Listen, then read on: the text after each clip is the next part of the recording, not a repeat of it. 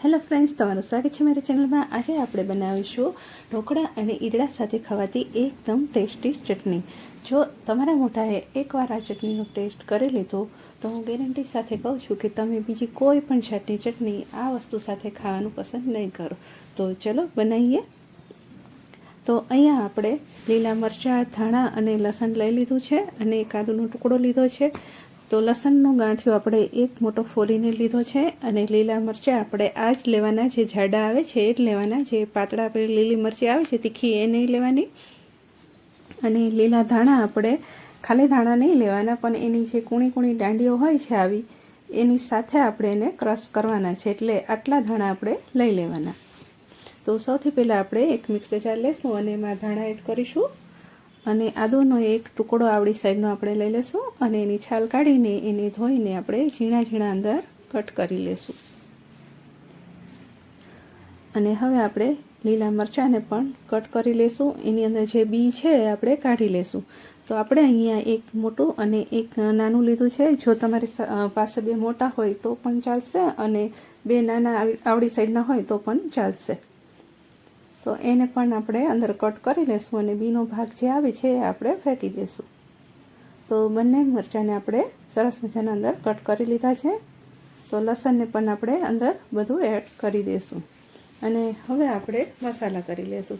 તો મસાલામાં આપણે 1 ચમચી કાશ્મીરી લાલ મરચું એડ કરીશું અને તમારી પાસે ના હોય તો આપણે રૂટીનમાં જે મરચું ખાતા હોય એ 1 ચમચી એડ કરી દેવાનું। અને મીઠું આપણે અહીંયા 1/2 ચમચી એડ કર્યું છે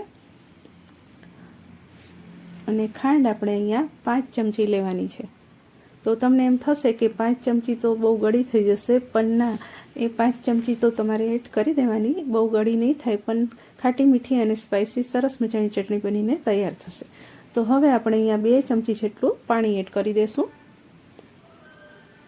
અને હવે એનું ઢાંકણ બંધ કરી દઈશું અને એક મિક્સર જાર લેશું અને આપણે એને ક્રશ કરી લેશું। તો આ ચટણીને આપણે 2 વાર ક્રશ કરવાની છે। તો સૌથી પહેલાં આપણે 2 ચમચી પાણી એડ કરીને ક્રશ કરી લેશું। તો એકવારનું આપણે ક્રશ થઈ ગયું છે, આપણે એને ખોલી લેશું। તો હજી આ ચટણી આપણે ખાવા માટે રેડી નથી, હજી આપણે એમાં 5 ચમચી જેટલું પાણી એડ કરીશું। તમે જોઈ શકો છો કે એકદમ ખોલતાની સાથે સરસ મજાની સુગંધ આવી રહી છે। તો હવે આપણે એમાં 5 ચમચી પાણી એડ કરીશું।